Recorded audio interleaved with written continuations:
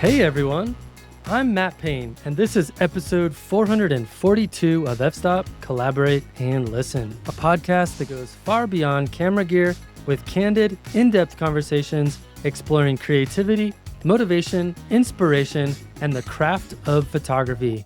Each week, I sit down with professional photographers, industry insiders, and passionate creatives to dig into the why behind the work, from business and marketing to mindset and artistic growth. With a particular focus on landscape, nature, and wildlife photography, we also explore hot topics shaping the photo industry today.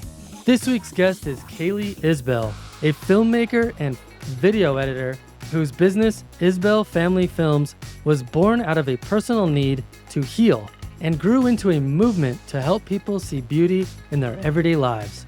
We talked about the power of video as a memory-keeping tool, creative outlet, and even a form of self-care.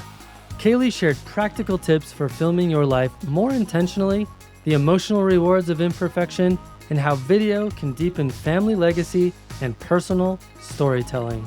Before we dive in, a quick shout out to one of my favorite companies, Printique. If you're a photographer looking to create a high-quality book of your work, look no further. I recently produced a massive photo book with them, and I was blown away by the color accuracy, binding, and paper quality. I made a full video review walking through the finished product, so you can check out the link in the show notes to watch that. Whether you're making a portfolio, a gift, or a project for yourself, Printique delivers. Okay, here's my conversation with Kalee Isbell. All right, Kalee Isbell, it's great to have you on the podcast. Thank you, Matt. I'm really excited to be here.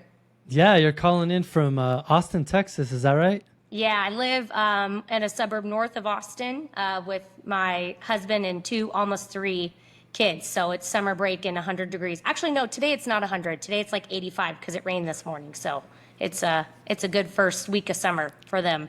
Nice. Yeah, we just started summer break here as well. So it's always fun. So Kalee, I'm really excited for this conversation because I think it's going to be completely different than anything I've done before on the podcast.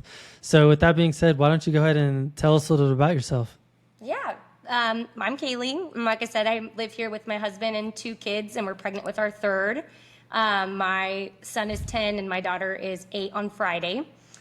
I used to be a teacher, so my degree is in education, and I taught junior high for 5 or 7 years, and then we moved, and it kind of caused me to pivot, and so now I own an video editing company and do that full-time from home. So it's great because I get to have the flexibility of a work-from-home parent and be available, but then also get to contribute and have something to do in my everyday, which I desperately need. Yes. I think long gone are the days where most people have the luxury of having someone stay home completely full time. Yeah. I think there's always, unless something completely changes about our economic model, it's pretty unrealistic for most people to pull that one off. Mm-hmm. Yes, absolutely. Yeah. So Kalee, how did you first get into taking photographs and filmmaking? Yeah, I consider myself to be a creative person. I feel like I've always had some kind of like creative hobby in my life. I taught myself how to, sew or crochet or do some other art. And then when my kids were born, I found, or my son, he's my oldest, I found a lot of enjoyment in taking pictures and videos of him. And for his first birthday, my husband and I made a video of all the videos that we had taken of him to show at his first birthday party. And I was just really fulfilled by doing that. It was so much, I enjoyed it. It was so much fun. I couldn't wait for the next video for him, which was, a year later. And so I would just find reasons to take video of them, knowing that I was going to make a video at the end of their first year. But then it kind of turned into this, why do I have to wait a whole year to take a video or to make a video of them, and kind of morphed into this like making them every couple months, and it snowballed into what I'm doing now. Nice. So when you say you're making a video, are you using video footage and or still images or both? So for my personal family, not in my business, I only use video. So I take a lot of photos too, and I use other venues for the avenues for those, print them out, put them in photo books. But then when I make these films of our family, I just use the videos that I take. Okay, that's cool. Yeah, it's funny. When I was in high school, which was like 10,000 years ago, I remember like all of us seniors were offered like this super cool project idea where you could take pictures of yourself from like all the way when you were a baby till you were a high schooler, and then you set them up in this like almost like a softbox setup where you would literally videotape the still photo onto a VHS tape. Wow. and then you would overlay music onto that, and you would give it to your parents as a graduation present. I love that. Yeah, so I'm like kind of envisioning something like that, but with higher quality. I'm sure. Higher quality recording, higher quality editing tools, but yeah, same idea. Yeah, probably not on a VHS tape. Definitely not. Right on. So tell us a little bit about your business, Isbell Family Films. I understand that you launched it after experiencing some postpartum depression. Can you talk a little bit about how creating these family videos has become part of your healing process? Yeah, so I launched my business in 2019. Prior to that, I had 2 kids under 2 and was just extraordinarily overwhelmed with them amidst my own job change, my husband's job change, just a lot going on. And I found that in that period of time when I felt like I was a terrible parent and I should have never had the second child and just feeling really bad, that when I would put these videos together, that it really was showing all of the really bright moments that I was choosing to video, because nobody takes video of, when their car breaks down or when your baby's crying in the middle of the night. Or, you're not recording that kind of stuff. You're recording the concert you went to or the food that you made that you really enjoyed or your baby's first steps. And so having all of those together in such an accessible format rather than scrolling on my phone made it of like this gratitude practice for myself. That really helped kind of get me out of this really dark spot that I was in. And as I made more of them for my family and became more proficient in it, then I launched a company that does that for other people. And our model in our name says Family Films, but we make videos and films for anybody. It's our philosophy is that if you record it and you digitize it, we can do something with it for you. And so our main audience are parents. They are people who have thousands and thousands of videos of their kids on their phones.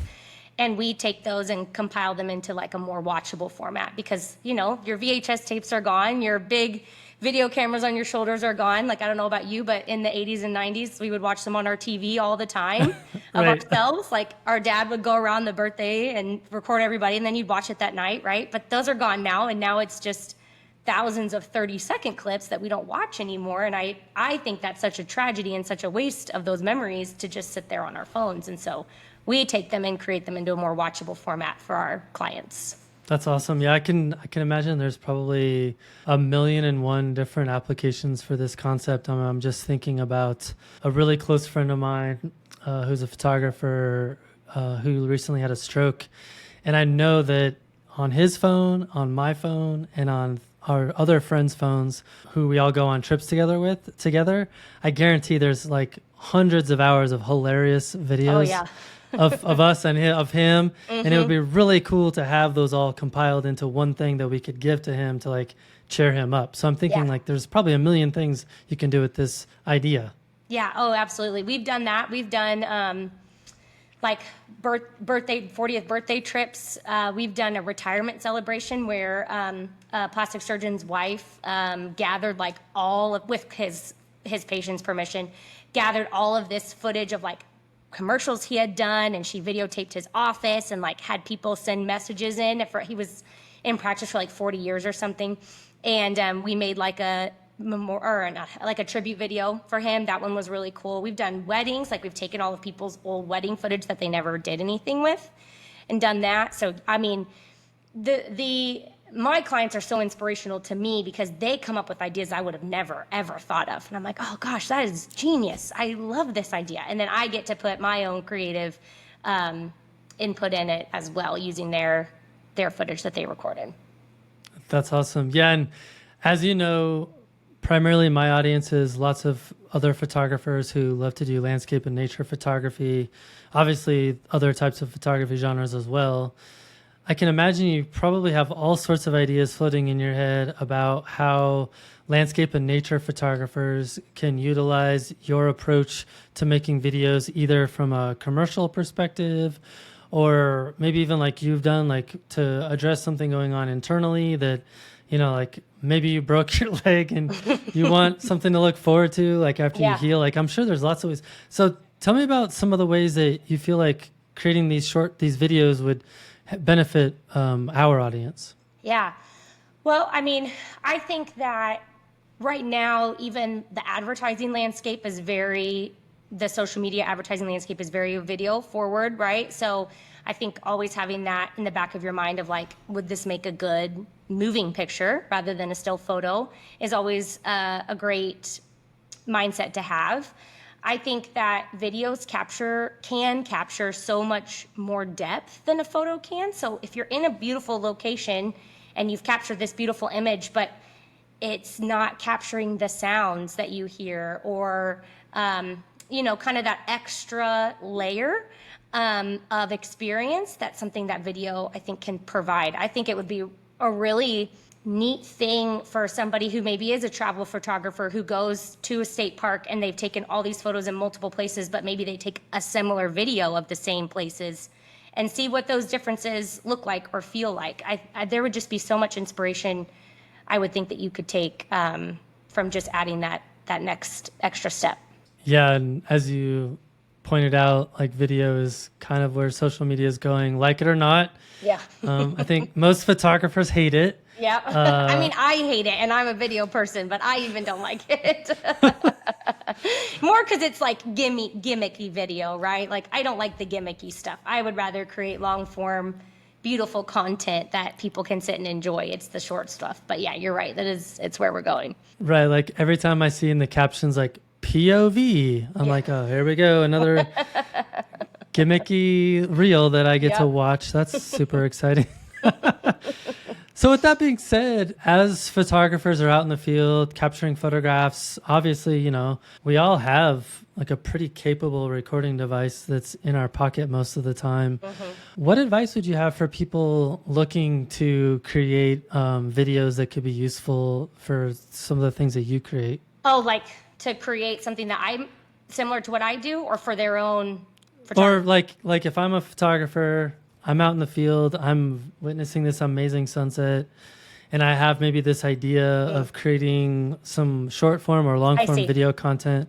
What ideas do you have for people to start to incorporate that into their practices? Yeah. So something that I encourage even our clients, which I would consider them all amateur videographers and photographers, because they're taking photos and videos for a purpose. And so that turns you into that type of creator.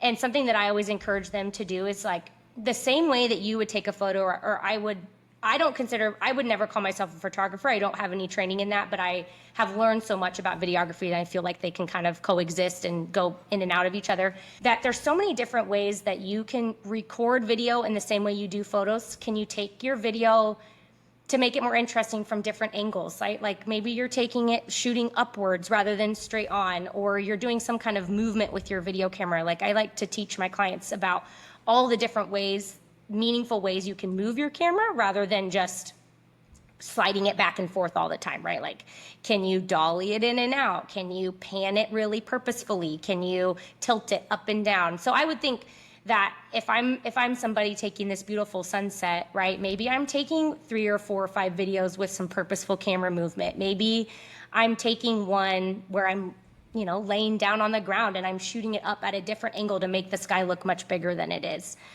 Just ways, and doing it with video, right? So there's some more movement. It's a little bit more dynamic. I think video can be so interesting in the same way that photography can be so interesting, like using negative space and B-roll and all these different ways that photographers find ways to frame these beautiful photos. We can take that and apply it to video just as easily, no matter what you're taking your content of. Yeah, 100%. So 2 years ago, for 35 days. I hiked the Colorado Trail. It was like 500 miles. Wow. And throughout the entire journey, I took video every single day, and I did a ton of B-roll. And I haven't really done anything with it yet. I'm still like letting it percolate. Yeah. But I had a lot of fun thinking about how I would incorporate video into the entire experience of being there. Some of it was just me pontificating and reflecting on my experience and talking about what I was going through emotionally, physically, psychologically. But other times it was just like showcasing kind of what the experience was like from an aesthetic perspective as well. So I feel like video has lots of applications. I think where I struggle, and I think a lot of other people struggle, is like, okay, I have all this stuff that I've created. What do I do with it? Yeah. Right? Yes, absolutely. And that's where someone like you comes in, right? Right. Yeah, because we can take that vision and do something with it for you. It's funny that you made that connection with your trip, because I just a month ago I finished a video for somebody who hiked. Oh, and I'm not going to remember now what it is. It's in Minnesota. And she did some trip where she was like kayaking and had to go down all these switchbacks and like get back in the water and she had probably all of sorry, probably the Boundary Waters. Yes, that's what it is. The Boundary Waters. Yes, yeah. Yes. So she went on this trip for the Boundary Waters, and she had all of this video where she was talking, but there really wasn't much happening. And so her vision was like, I really want this to like narrate this trip and show what I did and really feel like how difficult this trip was for me. And so I just stripped all the audio from her narrations and put it to all of the B-roll content basically that she had taken, and we were able to make this summary for her of this trip that she can remember and share with her friends and family. So yeah, I think that's what's hard, is we make all of this and then we get stuck with like, okay, now what do I do? Because all of my inspiration went into taking it. But then, yes, that's where we can come in, because then all of our creative inspiration is in the editing portion for you. Yeah, like I love creating the content. I hate putting it together. Yeah. Well, then we're a match made in heaven.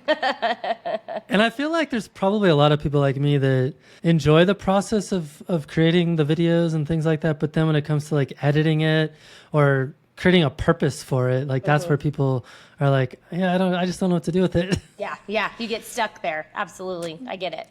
Yeah. So in your business, what was kind of the moment where you realized that your personal project could become something more, a business and a way to help others? Yeah, well, for about 6 months, my husband, who's very entrepreneurial minded, was like pushing me towards, you need to launch this into something. And I was very hesitant and resistant. I didn't want to do it. I had no business background whatsoever. I had no idea what I was doing. This was back in 2019 when social media was still kind of the wild, wild west. And I was just scrolling my social media. I mean, it's really just like such a fate thing that it happened. And someone that I was following my social media who had a high follower count was asking people what they did with their video, because she had gone on a trip and she had taken all this video of her kids and she didn't know what to do with it. And so I don't know what happened to me, because it's very unlike me, I sent her a message on social media and I said, well, I can make something for you. And she was like, great, I'd love for you to do that. So I made it and she loved it. And she asked about my business, like, do I have a business that does this? And I was like, sure, yeah, I do. And so I just that's why the name is Isbell Family Films, because it's my last name. Like I literally just like in 5 seconds had to think of a name.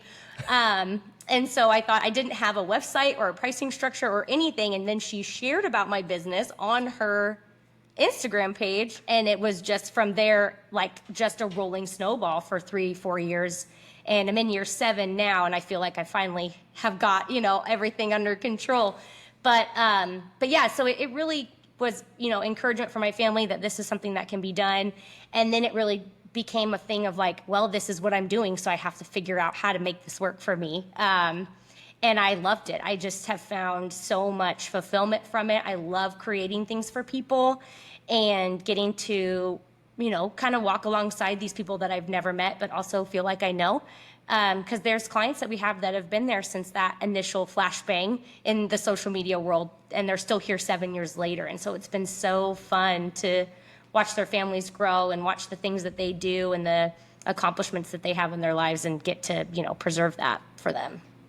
Oh, that's super funny. I feel like most people listening in the photography world are gonna probably have some kind of thing that resonates with, in terms of like, they went on a trip and they took some photos that were really nice, and then someone was like, I really want to buy your photos, and Yeah. they're like, I've never done that before, and then they like scramble to try to figure it out, and then but you kind of taken it to the next level, and you've like you kind of solidified everything, ironed out all the details, and now you've got a nice engine rolling through. Yeah, it's been good. Yeah, that's awesome. So my understanding is that you've edited now over 7,000 films, which is amazing. What have you learned about storytelling and human connection from watching so many people's everyday lives unfold on video? I think the biggest thing that I see is that we're all really doing the same thing. Like we're all living, other than, there's also obviously like there's some social disparities and financial disparities between everybody and all of my clients. But ultimately that all of us, the ways that we are putting out into the world, the way that we love our families, the way that we invest in our jobs and our careers is really all the same. We all have that in common with each other. And that's so wild to watch fold out on video, because I'll edit one family who lives in California, and it's obvious that they make a couple $1,000,000 a year, and they have these two kids, and they're doing this thing. And then I'll go and edit for someone who lives in Michigan, and they're two teachers, but ultimately their families are still doing the same things with their kids, right? They're still living the same life. They're still investing and going on trips or making memories with their family, right? And I think that has been the biggest commonality that I've noticed.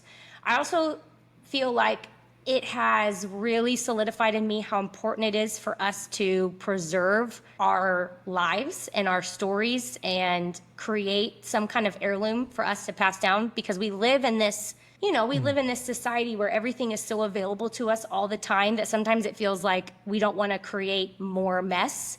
But I am such an advocate for like being a memory maximalist, right? Like take as many photos as you want, take as many videos as you want, because that's really ultimately all we have at the end of it all, right? Is the memory that we have, the legacy that we're leaving for our family and for our friends and our colleagues. And so to be able to provide an outlet for people to do that, right, has been really rewarding.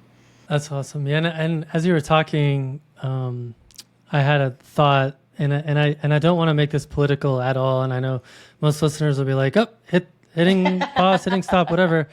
And I don't want it to be like that at all. But more from a positive perspective, I feel like from where you sit, you're watching all of these people with such disparate lives. Maybe you've got some wildly liberal people in California, and you've got some politically conservative people in Eastern Texas, and but you're watching them live their lives through these videos that you're helping them curate.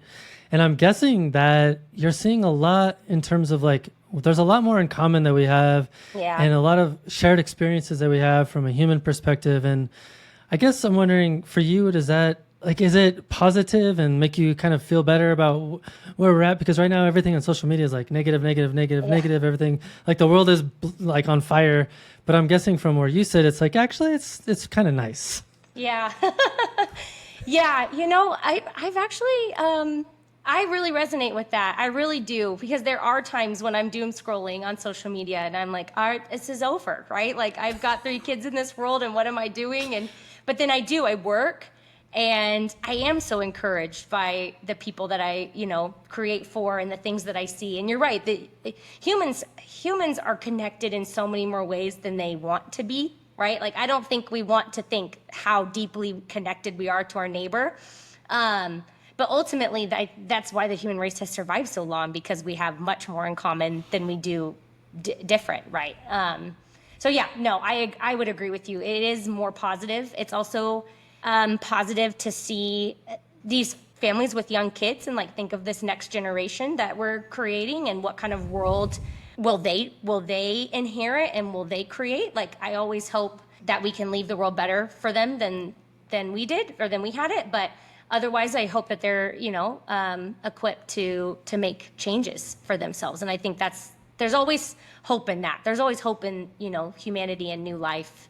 I try to stay on the hopeful side most of the time, because if I don't, then I'll I'll spiral real quick. Yeah. That speaks to me as well. So, one of the things that I wanted to ask you about, especially as it relates to video, is kind of this idea of perfectionism. When I'm editing my own videos, I struggle with like, oh, is it good enough? Is it good enough? Is like, oh, there's a mistake here, there's a mistake there.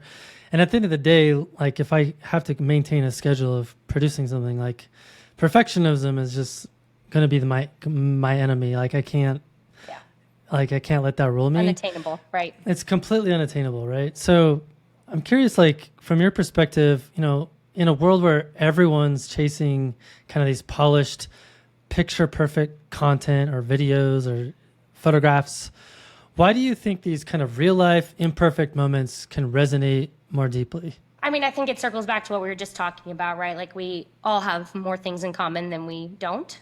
It makes us more relatable to each other. It makes us more approachable and easier to connect with. I think that's really important.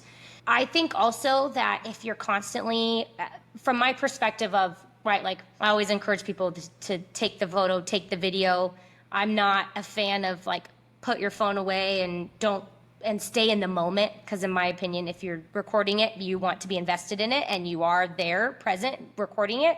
And so if you're sitting here constantly waiting, like, I'll wait for the perfect time, I'll wait for better lighting, I'll wait for this, I'll wait for that, I'll wait for this object to move out of the way, and you don't just take it when you have the opportunity to, then you could miss it, right? And then I would hate myself more for missing it because I didn't get it perfectly, right? And that's the other thing about, we're not working with film as much, like when I say film, like from the 90s, right? Like I know that some people still shoot on film, but we have these phones in our pockets that if I just take a photo really quick, at least I have it, and then I can try to wait for something perfect 5 minutes later, or I can shove something out of the frame really quick so that it's a cleaner space, or however I want to do it. But yeah, I just think that if we're always waiting, it's never going to happen. And then we're going to regret that we didn't take it. And so I would much rather take the photo, take the video, do whatever I need to do so at least I have something, because I would rather have an imperfect photo than the regret of not capturing it in the first place. That's interesting. You brought up the idea of being present in the moment, because I often find myself resisting the urge to get my phone out, like if I'm at a concert or if I'm like with family or something like that. And where I've landed is kind of more of a less black and white version of that. Like I'll take a little bit of video and then put it away. So like so I can preserve the memory, but I'm not like holding my phone up for 3 hours kind of a thing. So like I kind of like, I get the best of both worlds in that way. And I think for me that works really well, but I like that you brought it up. Yeah, no, that's always what I tell people too, because I'll get a lot of pushback sometimes from clients of like, well, why are you encouraging me to take this video of my kid's soccer game when I want to watch it? And I'm like, I'm not asking you to have the phone up the whole game. Like you could just take 1 or 2 videos and put it away and you can still enjoy the game. Same with the concert, right? Like, okay, take a quick video, 10 seconds of the chorus of your favorite song of the concert you're at, and then put it away. We can have both things. I agree with you. The black and white of being present and being not present, it just doesn't exist. There's way more gray in this memory making than people give credit for. I think there's much more gray in almost all aspects of life. Yeah, in everything, really. Everything is gray.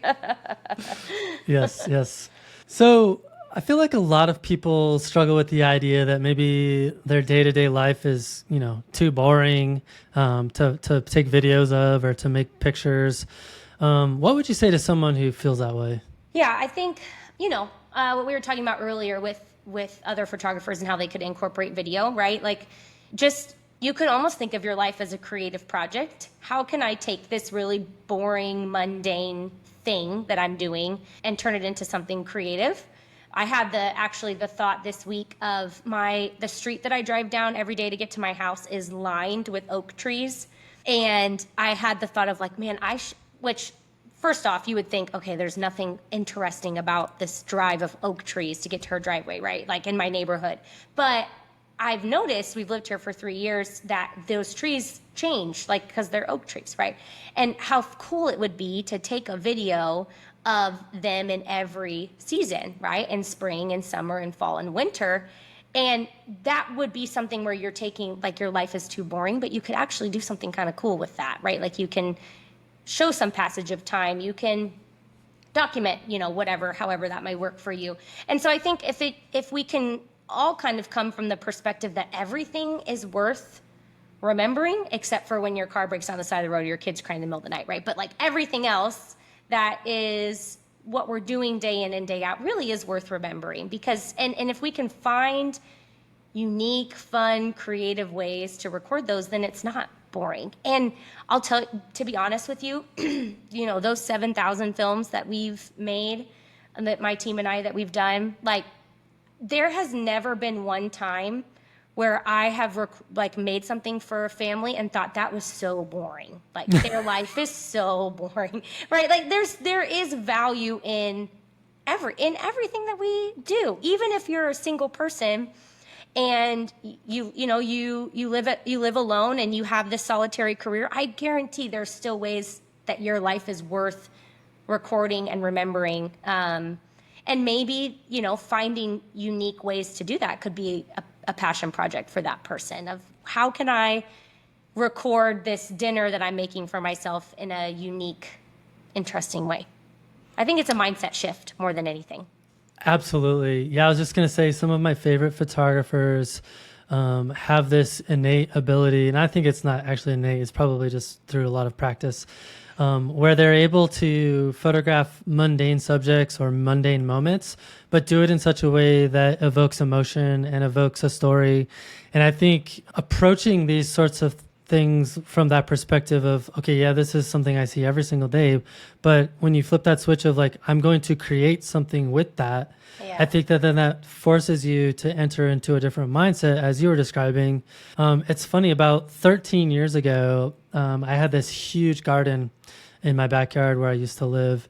We had like 16 raised beds. It was awesome. Wow. And yeah, it was super cool. And cool. I wanted to create a project about it, but instead of using like taking pictures of the garden, what I did is I think I had like 7 or 8 camera angles, and I would always remember exactly where my tripod was set up. And of those 8 locations in my yard, I would take the exact same photo with the exact same perspective from that day. And I tried to do it every single day. Yeah. And then I time lapsed it for the whole summer, all the way from like the beginning of like planting all the way to like when the snow was falling and everything was dead.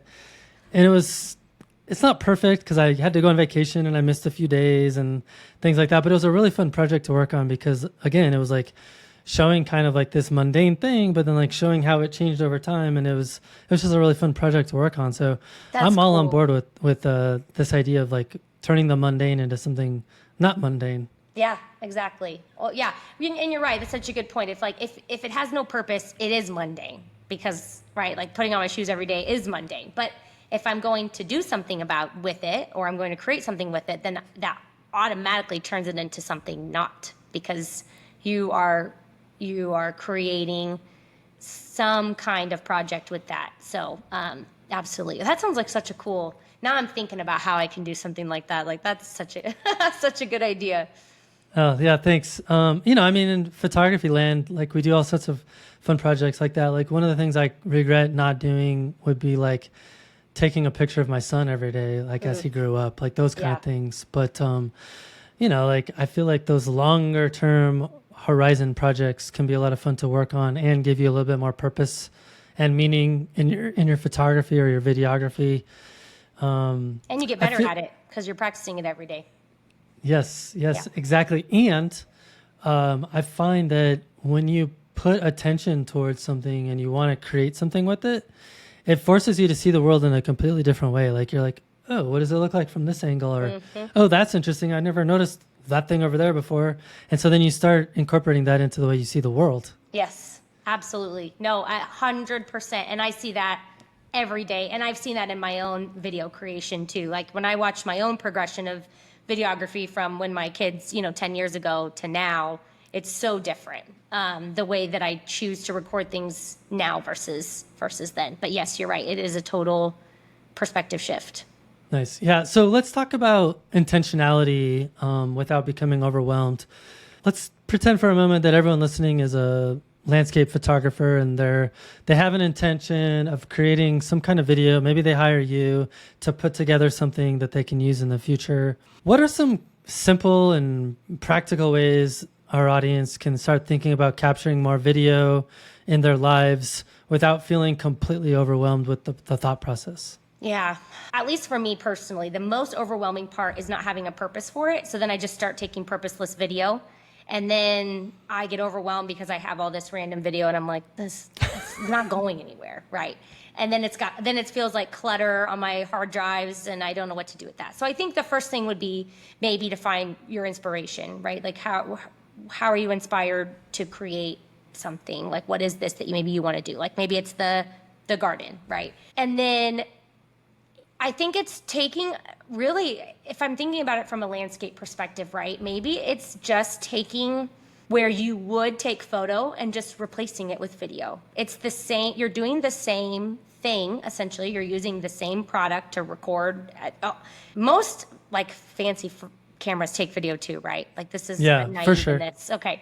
No, you're yeah, right. Like most of them do, right? I don't want to suggest this and that not be right. Right. I'm using the same device anyway, so just flip it to video and try that.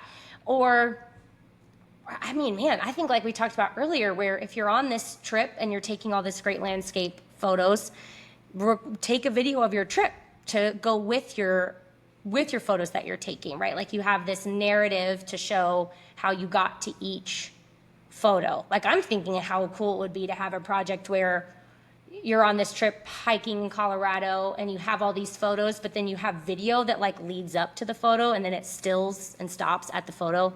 And then you keep going through your trip and then you've got another photo that you took. Like I just think that would be a cool way to show the project that you were working on. Yeah, and circling back to what we said before, like the more that we take it, the better we're going to get.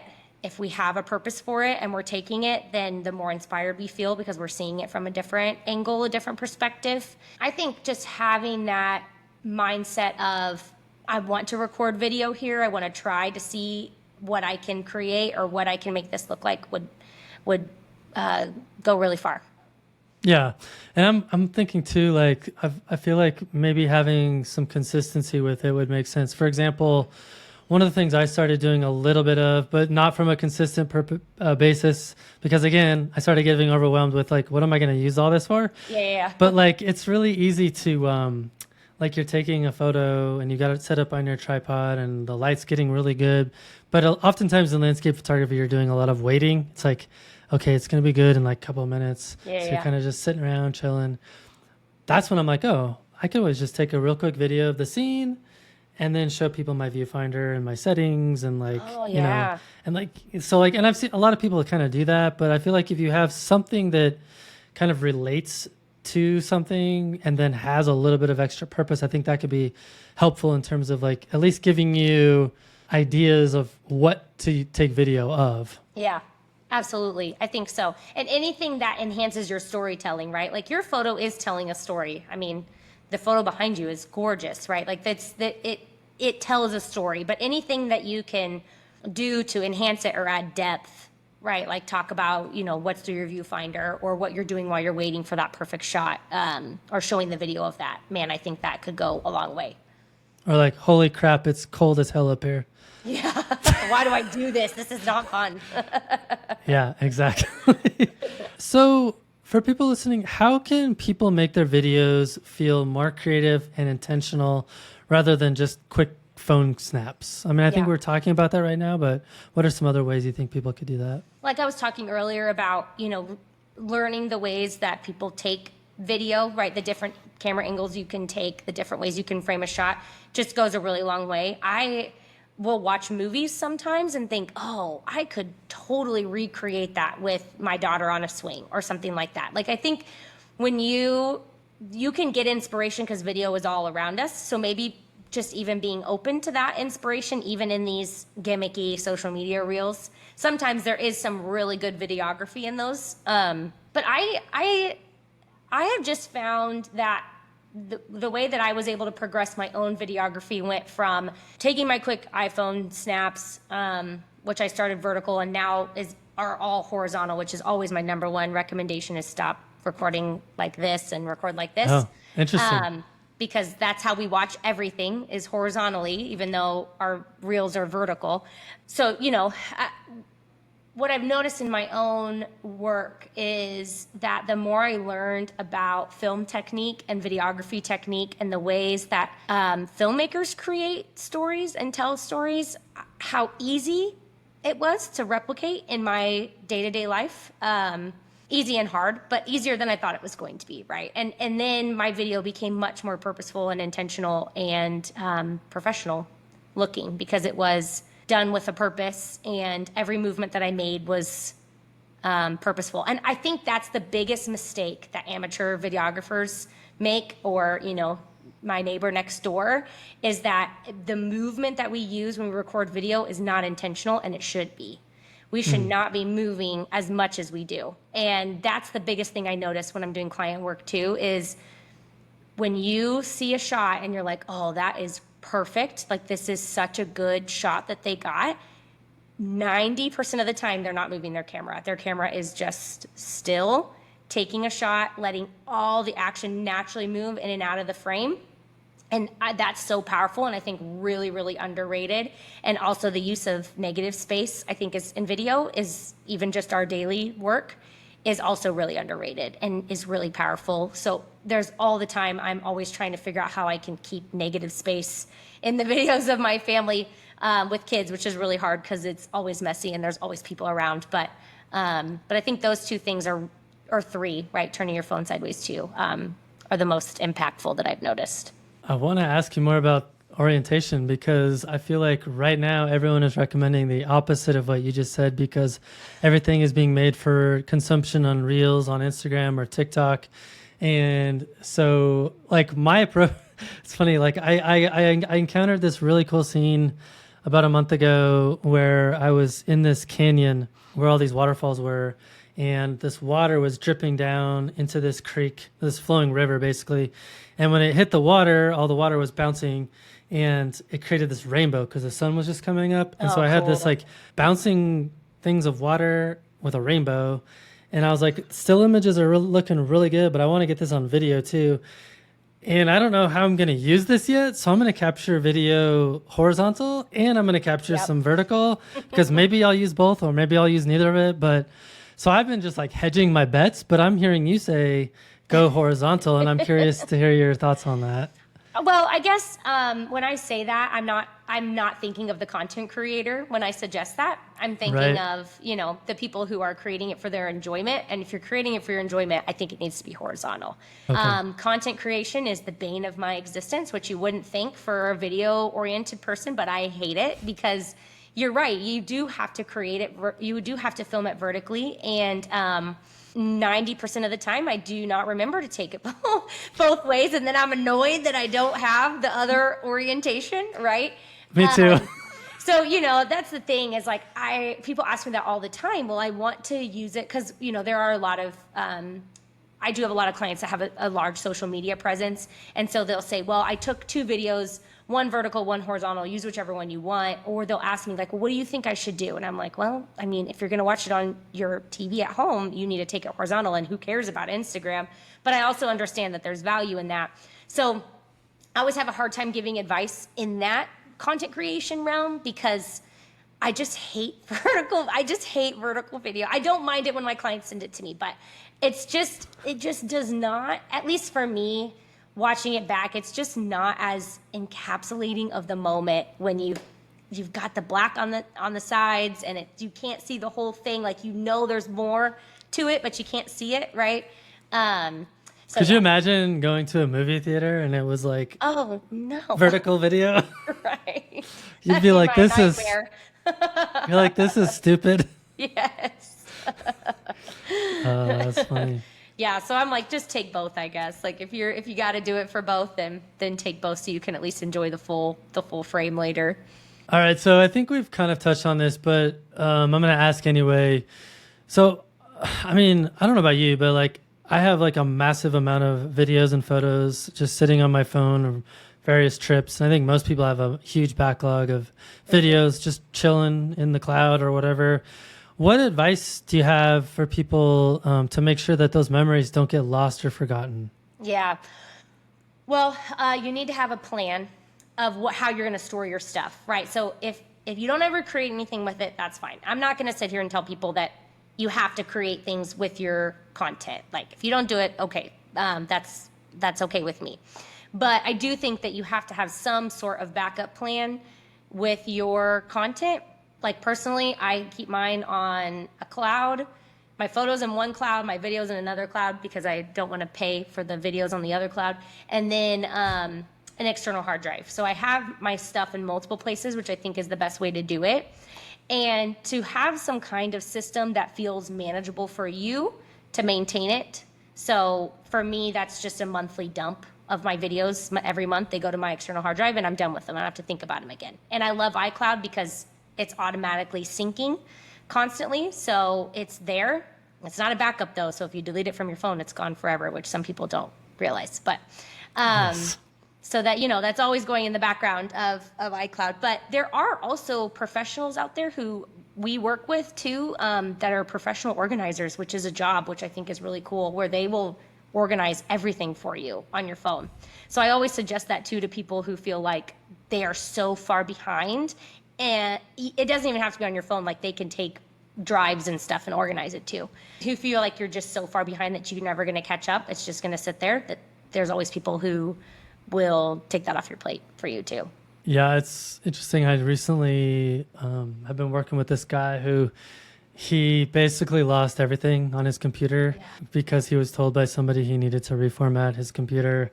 Fortunately, he had everything backed up to Backblaze. Oh, good. But he uses Lightroom, and he had everything stored in like 30 different Lightroom catalogs, and it was all just a complete mess. And so when he had to reincorporate it into his new system, it was just everything was just completely unorganized. And I've been working with him to try to get it all resorted out, and it just reminded me of like how important it is to like come up with an organizational filing system and stick with that system.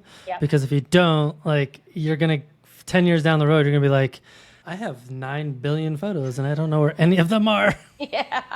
And you're gonna want them one day. Like I know some people are like, well, I'm just never going to look at it again. No, and I think you will. And I think you're right. It's like, find a system that works for you, stick with it. It doesn't matter. In my opinion, you got to pay for it. Find something that you are willing, a price point you're willing to pay for that and maintain that. And the connection I always make is like when growing up, our moms would always pay $8 to $10 a roll to develop all the film on their camera. And like 2 of those photos turned out. But we're so opposed to paying $10 a month for 2 terabytes of iCloud. Like it's the same thing. And I get way more out of my iCloud than my mom did out of her 20 photo digital or, film roll. Right. But yeah, it's just finding a system that works best for you, making sure you're staying up with it. Cause yes, that is my night. I mean, I did at one point lose half of my entire library on my phone because it was not backing up to anything, and thankfully the previous half was already backed up, but I lost like a year of content of my kids, and that was devastating. Yeah it's not fun. No. So hopefully by now we've at least convinced a small number of people that maybe creating some video content out of what you've been creating over the years is a good idea. Yeah. Obviously, you're running your photo business as a video editor. Explain how your process works and why it's been so effective for your clients. First of all, that's a really good question. No one's ever asked me that one. But I think it's effective because for the clientele that I have, taking videos feels manageable, right? Like they have it accessible to them in their pocket. It's so easy to press record, take it, whether they're wanting to be creative with it or not. It's easy for them. It's the editing part that feels insurmountable. And so for us to be able to kind of step in there and say, okay, we can be the experts here. We'll take this off your plate. I think that's why that served us so well. And that's where we've kind of been able to like fill that gap. Because people get stuck in the part that feels hard for them. And that's kind of where we feel like, well, I can't get past this part. Like this is too hard. Like you said, like you have all this great content, but you're like, I don't know what to do with that. And then you get stuck and you get stopped there. So I think the fact that we've been kind of able to bridge that gap for people is why it has worked out so well for us. So let's say Matt Payne, I've got all these videos that I think are pretty cool. I have a kind of an idea of what I want to do with it, and I'll reach out to you for help. I say, Kalee, I need help. Yeah. What does that process look like? Like, how do you determine how we're going to work together and what the end product's going to look like? So for those kinds of custom projects, I always encourage people, like, we can talk on the phone, we can chat via video, we can talk via email. The way that we divide up our packages online is we take it by the amount of content that you submit and then how long you want your finished product to be. That's the outline that we have, but I'm always willing to like go outside of those boundaries and figure out what best works for a client. But I mean, if someone comes to me and they're saying like, I've got all this ideas, I don't know what to do, then I'm more than happy to talk on the phone and bounce off some ideas of like what I think would work, what I've done before, how this has worked for a previous client. But yeah, I have two different types of clients. I have a client who says, I don't even care. Here's all my stuff. Do whatever you want with it. Whatever you do is great. And you're like, cool. Yeah, and I'm like, great, that's great with me. And then I have, another group of clients who they want a lot more say in it. They want to pick the song. We back it all to music, licensed music, and so they want to pick the music. They want to have more editing say at the after. So like I'll give them the first draft and they'll come back with, their edits or whatever. And so it's really flexible. It's just something that I think, this creative process is the way that I've set it up is meant to work together if you want to collaborate if you want to, especially when it's your content. This isn't like I'm a wedding videographer and I've recorded this and now I'm creating it and you don't know what I left on the cutting room floor. Like, you know what I left because you gave me all the content in the first place. So yeah, I have two frames there. We can work on it as a team, or you can say, take it from me, I don't care, and we'll do that too. Nice. And then are your services usually like a one and done, or do you have people who work with you long term on kind of ongoing needs that they have? Yeah, both. I have probably, I would say a little under half of our clientele are like from the first 2 years of our business and just keep returning year over year. Sometimes I'll have just a client come and they need a graduation video and we'll make that and be done. Or they need their wedding video created and they'll do that and be done. But a lot of our clients are returning, which I love. Yeah, I bet. That's the best. So for people listening, maybe they have some personal video content or they've recorded a ton of videos that they're not sure what to do with. How can people start to think about this video content, not just for memory keeping, but for perhaps branding purposes or legacy or even perhaps self-reflection? Yeah, it's a really good question. I think anything you create is for legacy purposes. That's my opinion. You're creating it, you're putting it out into the world. So you're creating something that represents you, is there, because once it's created, it's there forever now, especially with the internet age that we live in. But yeah, gosh, I just think that, man, the branding piece is endless. Just especially from a photography standpoint, the ways that you could brand yourself via video, but you're a still photographer. I think there'd be a lot of ways you could do that, like we talked about before, of waiting for that perfect moment and how you could turn that into a video. The greatest option, because that's where we were talking about like your mundane life and you're looking at it from a different perspective to create something with it. Like that in and of itself is its own self-reflection. So if you can create almost this video of your whole week, that in the process of itself could be so useful for how you live your life, the things that you do, how you invest your time. I think it could be really impactful that way. Yeah, it's there's this app that's called 1 Second Every Day. Yes, that's how I started. Actually, was doing 1 second a day. That's how I ended up with the first set of clips of my kids, was just that 1 second. Yeah, that was the entry drug for me. Yeah, and I think if you buy the premium, you can do you can change the times and you can do all kinds of cool stuff. But I got it when I did the Colorado Trail because I wanted to like take a video 1 second every day Yep, just to easy. show people where I was at and what it was like. And it was a really fun, because and then at the end it splices it all together for the whole month, and it's really super Yeah. fun and easy. I feel like if you aren't familiar with this idea, like that's a really great way to like try it out and see if you like it or not. Absolutely. That's what happened to me is after making that 1 year video of my son, then I became really unsettled and I was like, I want to make more, but I didn't know how to video edit really because my husband edited the first one. And so I started with 1 second a day, but then I started getting frustrated because I wanted more than 1 second a day and I wanted to be able to choose more than one video of my day. Like choosing the one video made it so hard for me. So no, 1 second a day is like the perfect entry point, I think, for somebody who's trying to figure out how to get into video because it's just so easy. It's so simple. Like you take it, it's done, and the fact that they edit it for you at the end, like it is such a great jumping off point for somebody. Yeah. I had a lot of fun using it. So kind of shifting gears a bit before we conclude here. So you mentioned earlier that you're a mom, you got 2 kids, you got another one on the way, you're running a business. How do you balance capturing your own family's memories while working on everyone else's? Yeah. Yeah. It is, the work from home gig is great and it's also really hard. Like there is something to say about your work being your house and not being able to leave.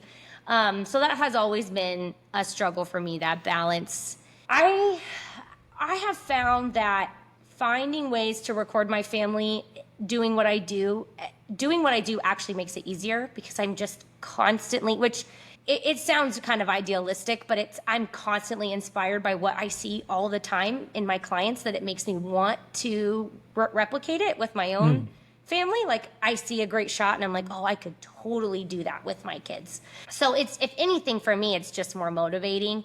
And when I forget that I've missed a month or something of my own footage and I'm editing someone else's, I'm like, oh, I got to do that, right? And then it's like stuck in the back of my brain. I got to get it done. So I haven't found it to be too hard. More so it's just the work balance and the life balance that tends to be the tricky part, but not necessarily the memory editing part.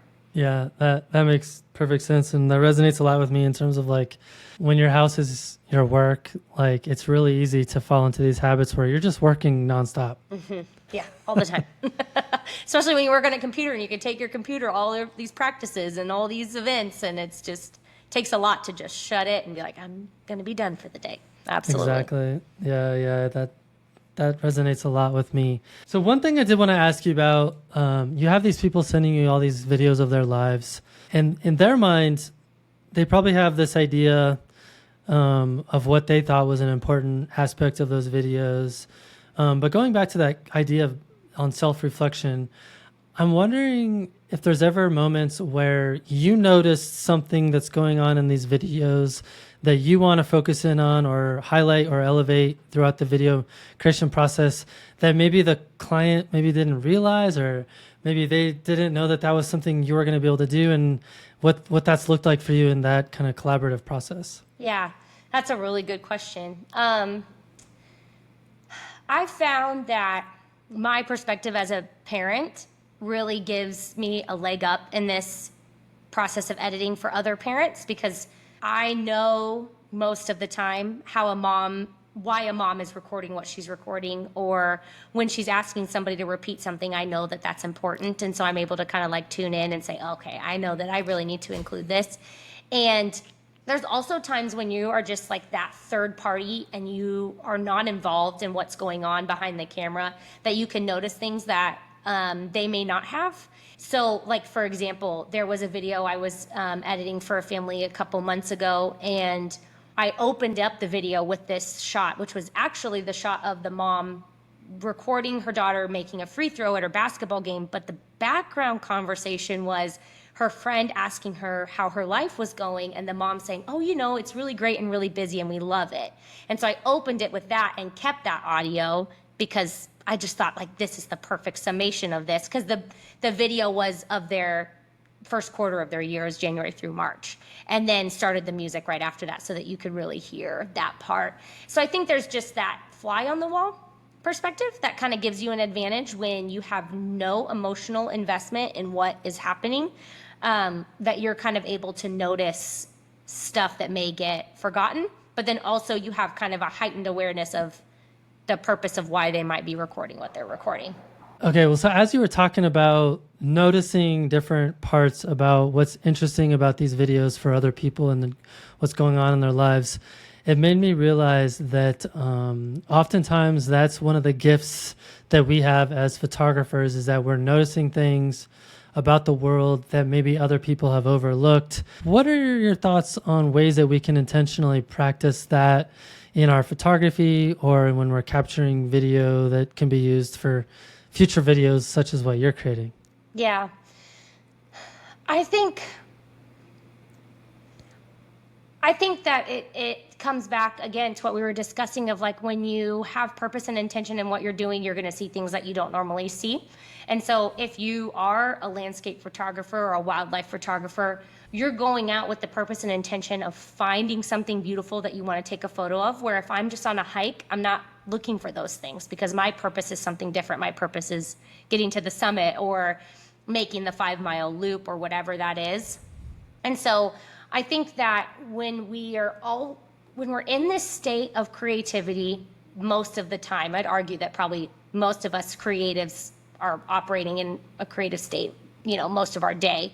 I think that just allows us to see things differently and to notice things that we wouldn't normally notice. Like we notice the lighting when we're doing X, Y, and Z, or we notice, like you were talking about with the water droplets of like, this is a great photo, but man, this is going to make a great video too.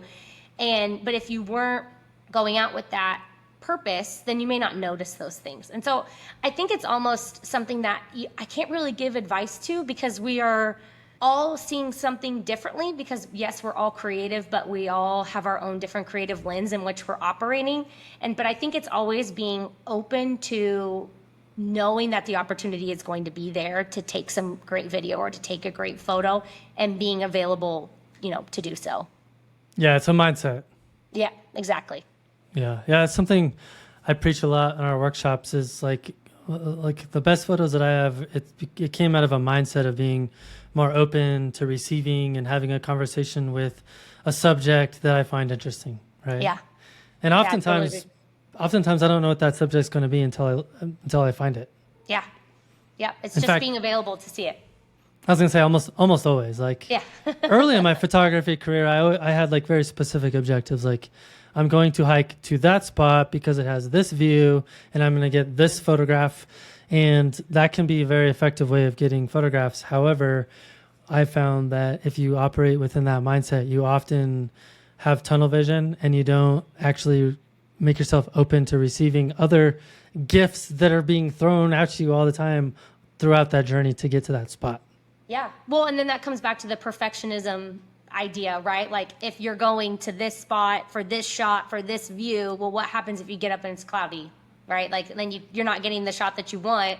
So then that comes back to like, well, now I've tried to curate this picture perfect moment. I didn't get it. So it's all lost. But it doesn't have to be all for naught. Like if you stay open, you keep your mindset open, then other things will present themselves too. Absolutely.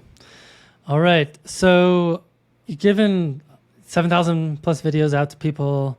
What are some of the more powerful and emotional responses you've received from clients after delivering a finished film? Not one stands out. I do keep a running note on my computer of our testimonials of like people's responses from their emails. So when I'm feeling like real down in the dirt of owning my own business, I will read through those when I need a pick me up.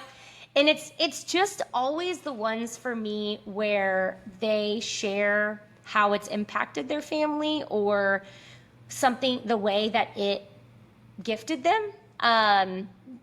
Those to me are the most impactful. Like, well, an email I got today was someone was turning in content for a film and then told me, I just want to let you know over Memorial Day, we were watching our old family videos at a family barbecue. So they had all their family over and they all decided to watch some of these films that we had made for their family.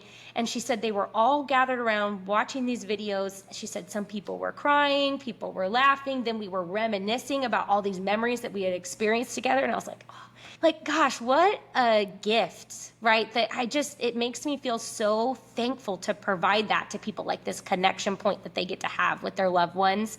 So it's those emails for me, I think, that mean the most. Just the ones of gratitude and the ones of connection, where it's, how else might they have gotten that if it wasn't for that opportunity of watching those videos together? Or the parents who are like, man, I really needed this today. Like, I was having a really terrible parenting day, and this reminded me that I'm not such, we're not living such a crummy life, right? Like, those kinds of emails for me are just the best ones. And I love that you said you save them up and have them in a running document that you can reference back to when you're having a bad day, because I find that for myself, being a full-time creative, oftentimes there's not a financial reward for the effort that you're putting into something. Like, you can go out on a trip and you can create 200 amazing photographs and nobody buys them. Nobody wants to license them. Nobody wants to do anything with them. But there are people who have seen them, hopefully, and they've appreciated them. And I love it when people, like, maybe it's a comment on social media or maybe it's an email I get. And it's like, oh, your photo reminds me of this trip I did with my grandpa, and it was like this and like that. And thank you for sharing your photo because it reminded me of this awesome event that I had. So I love getting that kind of feedback on the things that I create, because, it doesn't pay the bills, but it fuels me to keep going almost more powerfully than money does. Yeah, absolutely. Yeah, I mean, when you're making something creative, you're putting so much of your own self into it, and you can't get paid enough for that. I mean, you can't get paid to be creative, because I don't know about you, but like, no amount of money in the world when I am like in a creative block, can get me out of that creative block. I'm just stuck there and it's not going away. So yeah, it's those times when I'll read those emails and I'm like, okay, I can do this. Like, I'm gonna make this, I'm gonna create this. So I 100% agree with you. Nice. Well, my last question, who's someone that you would recommend for our podcast? Who's someone that we should learn more about? At the beginning of my career, setting this up, I found a lot of inspiration from a photography, videography company called the Filming Life Academy. So it's a business that exists to teach photographers how to be videographers. And they do a lot of like family videography. So they're more like portrait photographers that then go into people's homes and record videos of their families. The owner of that, her name is Courtney, and they have a lot of great content, a lot of great classes and tutorials for photographers. So I think that probably would resonate really well with your audience. Nice. Thank you. Well, Kalee, this has been a lot of fun and I learned a lot. Great. Thanks for having me, Matt. I had a good time. Absolutely.